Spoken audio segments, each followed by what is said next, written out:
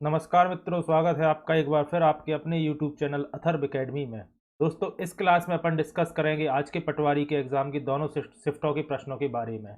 आइए शुरू करते हैं आज के प्रश्न। प्रश्न आया था, जोबट परियोजना का संबंध किस जिले से है। दोस्तों, जोबट परियोजना धार जिले में स्थित है और यह हथनी नदी पर बनी एक परियोजना है। फिर प्रश्न था, जयविलास महल कहाँ पर स्थित है। दोस्तों, जयविलास पैलेस या जयविलास महल सिंधिया परिवार का निवास स्थान है। साथ ही जयविलास महल में म्यूजियम यानी कि संग्रहालय भी खोल दिया गया है और यह मध्य प्रदेश के ग्वालियर में स्थित है। साथ ही याद रखिएगा, जयविलास पैलेस का निर्माण सन 1874 में किया गया था। फिर प्रश्न था, ईस्ट इंडिया कंपनी की स्थापना कब हुई। दोस्तों, वर्ष 1600 में ईस्ट इंडिया कंपनी की स्थापना हुई। फिर प्रश्न था, बोरी वन्यजीव अभ्यारण्य किस जिले में स्थित है। दोस्तों, बोरी वन्यजीव अभ्यारण्य नर्मदापुरम जिले में स्थित है। और कल की एनालिसिस वाली क्लास में मैंने बोला था कि बोरी अभ्यारण्य से प्रश्न जरूर पूछा जाएगा, तो आज के में आ गया। दोस्तों, बोरी वन्यजीव अभ्यारण्य को वर्ष 1865 में वन्यजीव अभ्यारण्य और आरक्षित क्षेत्र घोषित किया गया। साथ ही याद रखिएगा, तवा नदी बांध बोरी अभ्यारण्य का दक्षिणी सीमा बनाता है। इन फैक्ट्स को भी याद रखिएगा। फिर प्रश्न था, असीरगढ़ के किले में सबसे ऊपर जामा मस्जिद का निर्माण किसने करवाया था। तो दोस्तों, असीरगढ़ के किले में जामा मस्जिद का निर्माण वर्ष 1599 में आदिल खां चतुर्थ ने कराया था। तो यह फैक्ट्स भी याद रखिएगा। साथ ही दोस्तों, असीरगढ़ के किले को दक्षिण का द्वार, दक्षिण भारत की कुंजी एवं करौद ए दक्कन के नाम से भी जाना जाता है। तो यह फैक्ट्स भी याद रखिएगा और यह बुरहानपुर जिले में स्थित है। फिर प्रश्न था, अपर lake boat club Madhya Pradesh में कहां स्थित है। दोस्तों, मध्य प्रदेश के भोपाल में लेक व्यू पर स्थित है अपर लेक बोट क्लब। और लेक व्यू दोस्तों भोपाल की बड़ी झील में स्थित है।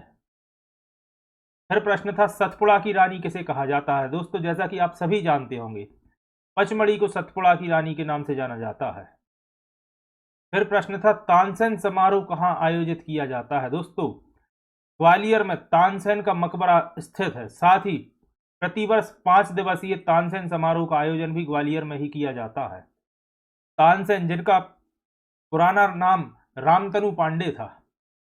फिर प्रश्न था, स्वच्छ भारत योजना किससे संबंधित है। दोस्तों, स्वच्छता से संबंधित है। फिर प्रश्न था, मध्य प्रदेश में कितने आयुध कारखाने हैं। दोस्तों, यह ऑर्डिनेंस फैक्ट्री के बारे में बात कर रहे हैं। आयुध कारखाने यानी कि ऑर्डिनेंस फैक्ट्री। तो दोस्तों, मैं आपको बताना चाहूंगा, मध्य प्रदेश में कुल 6 ऑर्डिनेंस फैक्ट्री हैं, जिनमें से 4 जबलपुर में है, 1 इटारसी और 1 कटनी में स्थित है। फिर प्रश्न था, महाराष्ट्र में विशेष रूप से कमजोर जनजाति समूह की संख्या कितनी है। दोस्तों, महाराष्ट्र में विशेष रूप से कमजोर जनजातियों की संख्या 3 है, जिनके नाम है कातकरिया, कोलम एवं मारिया गौड़। तो इन्हें भी दोस्तों याद रखिएगा। फिर प्रश्न था, भारत और श्रीलंका के बीच कौन सा युद्ध अभ्यास होता है। तो दोस्तों, इस युद्ध अभ्यास का नाम है सिलीनैक्स और 9वें सिलीनैक्स का आयोजन 7 मार्च 2002 को विशाखापट्टनम में आयोजित किया गया था। तो यह फैक्ट भी दोस्तों याद रखिएगा। फिर प्रश्न था, किस अनुच्छेद से कृषि को छोड़कर सभी कर लगाए गए हैं।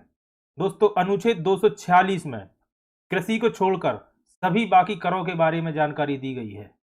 फिर प्रश्न था, लेखा अधिकरण की स्थापना कब हुई। दोस्तों, यह मिसप्रिंट है, प्राधिकरण है। लेखा प्राधिकरण की स्थापना वर्ष 1862 में हुई। फिर प्रश्न था, निम्नलिखित में से किस देश का कोई भी लिखित संविधान नहीं है। दोस्तों, ऑप्शन में ब्रिटेन था, तो इसका ब्रिटेन सही जवाब होगा। साथ ही मैं आपको बताना चाहूंगा, ब्रिटेन के अलावा इजराइल, सऊदी अरब, कनाडा एवं न्यूजीलैंड, यह वह देश है जहां कोई भी लिखित संविधान नहीं है। तो हो सकता है अगले पेपर में इनमें से कोई ऑप्शन आपसे पूछ लिया जाए। फिर प्रश्न था भारत में कुल कितनी महारत्न कंपनियां हैं। दोस्तों पहले की बुक्स में आपको 11 लिखा मिलेगा, लेकिन भारत में कुल महारत्न कंपनियों की संख्या 12 है, क्योंकि सितंबर 2022 में सीपीएसई कंपनी को भी महारत्न कंपनी का दर्जा दिया गया और अब संख्या दोस्तों महारत्न कंपनियों की 12 हो चुकी है। फिर प्रश्न था गणगौर पर्व शिवपुरी में कब मनाया जाता है। दोस्तों यह पर्व चैत्र मास में मनाया जाता है, ऑप्शन में चैत्र मास ही दिया था। और गणगौर दोस्तों शिव पार्वती का एक व्रत होता है, साथ ही एक पर्व होता है। फिर प्रश्न था सबसे बड़ा महाद्वीप कौन सा है। दोस्तों एशिया महाद्वीप सबसे बड़ा महाद्वीप है। और मैं आपको याद दिलाना चाहूंगा महाद्वीप यानी कि कॉन्टिनेंट्स की संख्या 7 है, जिनमें Asia, Europe, Africa, south America, north America, Australia एवं अंटार्कटिका शामिल है। तो इन्हें भी दोस्तों याद रखिएगा 7। फिर प्रश्न था सिम्बेक्स सैन्य अभ्यास भारत और किस देश के मध्य होता है। दोस्तों सिम्बेक्स युद्ध अभ्यास भारत और सिंगापुर के मध्य होता है, और मैं आपको बताना चाहूंगा यह वर्ष 1994 से स्टार्ट हुआ था और अभी 2 से 4 सितंबर 2001 में इसका आयोजन किया गया। फिर प्रश्न था तक्षशिला की किस महाजनपद की राजधानी थी। दोस्तों तक्षशिला गांधार की राजधानी थी। जो 16 महाजनपद थी उनमें से एक महाजनपद गांधार थी और जिसकी राजधानी तक्षशिला थी। फिर प्रश्न था ब्रिटिश भारत में अंतिम वायसराय कौन था। दोस्तों बहुत इंपॉर्टेंट प्रश्न है, कई बार पीएससी के एग्जाम में पूछा जा चुका है, तो इनका नाम याद रखिएगा दोस्तों, लॉर्ड माउंटबेटन भारत के अंतिम ब्रिटिश वायसराय थे। अगला प्रश्न था निम्नलिखित में से किस खिलाड़ी को हत्या के आरोप में हाल ही में सजा हुई है। दोस्तों सुशील कुमार, जो कि एक कुश्ती के खिलाड़ी हैं और ओलंपिक में इन्होंने सिल्वर मेडल जीता था और हाल ही में इन्हें हत्या के आरोप में सजा सुनाई गई है। अगला प्रश्न था वर्तमान मुख्य चुनाव आयुक्त कौन है। दोस्तों राजीव कुमार वर्तमान मुख्य चुनाव आयुक्त हैं और यह भारत सरकार के 24वें मुख्य चुनाव आयुक्त हैं। इन्होंने दोस्तों 15 मई 2022 में पदभार संभाला था। साथ ही याद रखिएगा दोस्तों, चुनाव आयुक्त की नियुक्ति राष्ट्रपति द्वारा की जाती है और चुनाव आयुक्त के लिए 6 वर्ष का कार्यकाल या 65 वर्ष की आयु रहता है, तो इसे भी याद रखिएगा। फिर प्रश्न था चक्रव्यूह चरवा मंदिर कहाँ स्थित है। दोस्तों चक्रव्यूह चरवा मंदिर हरदा में स्थित है, इसे भी याद रखिएगा। फिर प्रश्न आया था बोरी वन्यजीव अभ्यारण्य कब बना। तो दोस्तों याद रखिएगा बोरी वन्यजीव अभ्यारण्य नर्मदापुरम जिले में स्थित है और वर्ष 1977 में इसे वन्यजीव अभ्यारण्य घोषित कर दिया गया। फिर प्रश्न था होलकर स्टेडियम का पुराना नाम क्या था। दोस्तों Usha Raje cricket trust ground Holkar stadium का पुराना नाम था। फिर प्रश्न था वनडे क्रिकेट इतिहास का पहला दोहरा शतक किस स्टेडियम में लगाया गया। दोस्तों ग्वालियर के कैप्टन रूप सिंह स्टेडियम में सचिन तेंदुलकर द्वारा वनडे इतिहास का पहला दोहरा शतक लगाया गया था। तो ये याद रखिएगा, रूप सिंह और सचिन का नाम भी याद रखिएगा, हो सकता है अगली बार इसी प्रश्न को किसी दूसरे तरह से पूछ ले। फिर प्रश्न था वर्षा, यहाँ दोस्तों मिसप्रिंट है, बर्मन है। बर्मन को एकलव्य पुरस्कार कब दिया गया। दोस्तों वर्षा बर्मन के बारे में आपको बता दूं, यह मध्य प्रदेश के भोपाल के रहने वाली हैं और यह इनका संबंध शूटिंग से है और नेशनल टीम में यह खेलती हैं और वर्ष 2013 में इन्हें एकलव्य पुरस्कार प्रदान किया गया। फिर प्रश्न था अरविंद शरद बोबड़े कौन से क्रम के मुख्य न्यायाधीश थे। दोस्तों यह 47वें नंबर के मुख्य न्यायाधीश थे, जिसे मुख्य न्यायाधीश को CJI के नाम से जाना जाता है, चीफ जस्टिस ऑफ इंडिया। और अगर बात की जाए वर्तमान की, तो दोस्तों वर्तमान में DY Chandrachud ji chief justice of India है और यह 49वें नंबर के चीफ जस्टिस हैं, तो यह फैक्ट भी दोस्तों याद रखिएगा। फिर प्रश्न था बहुआयामी गरीबी सूचकांक में कौन सा प्रदेश पहले स्थान पर है। तो दोस्तों इसमें पहले स्थान पर बिहार है, दूसरे पर झारखंड और तीसरे पर उत्तर प्रदेश। फिर प्रश्न था सत्येंद्र लोहिया को तेंजिंग नॉर्वे पुरस्कार कब मिला? तो दोस्तों याद रखिएगा, सत्येंद्र लोहिया एक पैरा स्विमर हैं और इन्हें वर्ष 2020 में तेंजिंग नॉर्वे पुरस्कार मिला।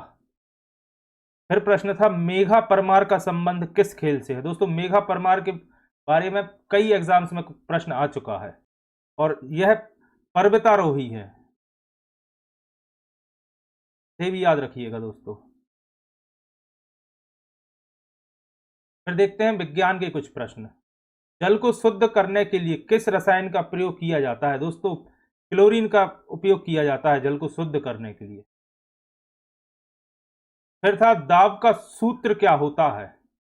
तो दोस्तों याद रखिएगा, दाब का सूत्र होता है बल अपॉन क्षेत्रफल। फिर प्रश्न था दाब का एसआई मात्रक क्या है? दोस्तों पास्कल। दाब का एसआई मात्रक है, दाब यानी कि प्रेशर दोस्तों, है ना। फिर आता है प्रश्न अमीनो अम्ल किस समूह से संबंधित है? दोस्तों यह कार्बोक्सिलिक समूह से संबंधित है, इसे भी दोस्तों याद रखिएगा। फिर प्रश्न था निम्नलिखित में से कवक से संबंधित बीमारी कौन सी होती है? तो दोस्तों ऑप्शन में था फेफड़ों से संबंधित कवक के रोग। फिर प्रश्न था निम्नलिखित में से कौन सबसे ज्यादा प्रबल है और कौन सबसे ज्यादा क्षारीय है? तो ऑप्शन में था RH दुर्लभतम अम्ल है और R एक प्रबल क्षार है। ये वाला प्रश्न दोस्तों ऑप्शन से ही क्लियर हो पाता आपके लिए। फिर प्रश्न था निम्नलिखित में से उद्योगों से सर्वाधिक कौन सा प्रदूषण होता है? तो दोस्तों वायु प्रदूषण उद्योगों से सर्वाधिक होता है। फिर प्रश्न था गैल्वेनीकरण करने पर लोहे पर किस धातु की परत चढ़ाई जाती है? तो दोस्तों जिंक धातु की परत चढ़ाई जाती है और यह प्रश्न पहले भी कई बार आ चुका है।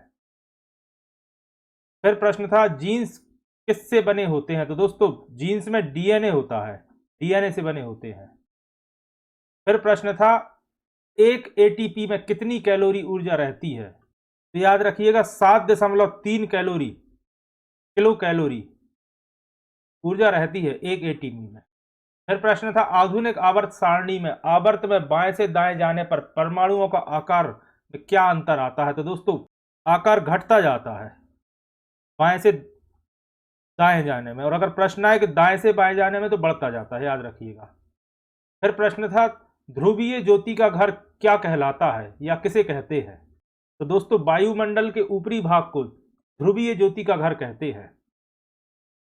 फिर प्रश्न था मनुष्य की स्पष्ट दृष्टि की न्यूनतम दूरी कितनी होती है? तो याद रखिएगा 25 सेंटीमीटर होती है। फिर प्रश्न था आत्महत्या की थैली किसे कहा जाता है? तो याद रखिएगा लाइसोसोम को आत्महत्या की थैली कहा जाता है। अब देखते हैं कंप्यूटर के प्रश्न। प्रश्न था डीवीडी में कितने गीगाबाइट तक स्टोर करने की क्षमता होती है? तो दोस्तों याद रखिएगा 4.7 से 17.08 जीबी तक, गीगाबाइट यानी कि जीबी तक मेमोरी की डीवीडीज होती हैं। फिर प्रश्न था प्रथम पीढ़ी के कंप्यूटर में निम्नलिखित में से किसका प्रयोग किया जाता है? दोस्तों कल की एनालिसिस वाली क्लास में अपन ने इसे डिस्कस किया था। वॉल्व या आपको ऑप्शन में वैक्यूम ट्यूब भी दिया जा सकता है, तो वॉल्व या वैक्यूम ट्यूब का इस्तेमाल किया जाता था। फिर प्रश्न था कंप्यूटरों को आपस में जोड़ना क्या कहलाता है? तो दोस्तों कंप्यूटर को आपस में नेटवर्क द्वारा जोड़ा जाता है, तो नेटवर्क कहलाता है। फिर प्रश्न था एमएस एक्सेल किस तरह का सॉफ्टवेयर है? तो दोस्तों यह एक एप्लीकेशन सॉफ्टवेयर है। फिर प्रश्न था सिलेक्ट ऑल के लिए कौन सी शॉर्टकट की दबाई आती है? तो दोस्तों कंट्रोल प्लस ए का प्रयोग करते हैं सिलेक्ट ऑल के लिए। कंट्रोल प्लस एस का प्रयोग किस लिए करते हैं? तो दोस्तों सेव करने के लिए कंट्रोल प्लस एस का प्रयोग करते हैं। और दोस्तों यह रिपीट हो गया, कल भी आया था प्रश्न ये 20 तारीख के एग्जाम में और आज 21 को भी आया। अब देखते हैं कुछ हिंदी के प्रश्न। नवरात्र में कौन सा समास है? दोस्तों जहां भी संख्या समास में आपको देखने को मिले तो वहां द्विगु समास होता है, द्विगु समास। फिर प्रश्न था पुस्तक मेज पर रखी है, इसमें कौन सा कारक है? तो दोस्तों इसमें अधिकरण कारक है, मेज पर रखी है। फिर समास से कुछ और प्रश्न थे, अलंकार से 2 प्रश्न आए थे दोस्तों, तो कारक से भी प्रश्न देखने को मिले। तो दोस्तों स्टूडेंट से इतने ही क्वेश्चन प्रोवाइड हो पाए थे जो मैंने आपके सामने अभी डिस्कस कर दिए। आशा करता हूं आज की क्लास आपके लिए उपयोगी साबित होगी और इसी तरह से डेली एनालिसिस की क्लास मैं चैनल पर अपलोड करता चलूँगा। और कल से दोस्तों मैं मॉक टेस्ट की क्लास भी स्टार्ट कर रहा हूँ, वो भी आपके लिए रिवीजन की दृष्टि से पटवारी के एग्ज़ाम के लिए बहुत महत्वपूर्ण साबित होगी, जिसमें मैं उसी पैटर्न से और लगभग उन्हीं टॉपिक से प्रश्न लूँगा जिस तरह के प्रश्न अभी एग्ज़ाम में देखने को मिल रहे हैं। और अगर आपने अभी तक चैनल को सब्सक्राइब नहीं किया है तो चैनल को सब्सक्राइब करिए और ज़्यादा से ज़्यादा लोगों तक शेयर करिए। धन्यवाद दोस्तों।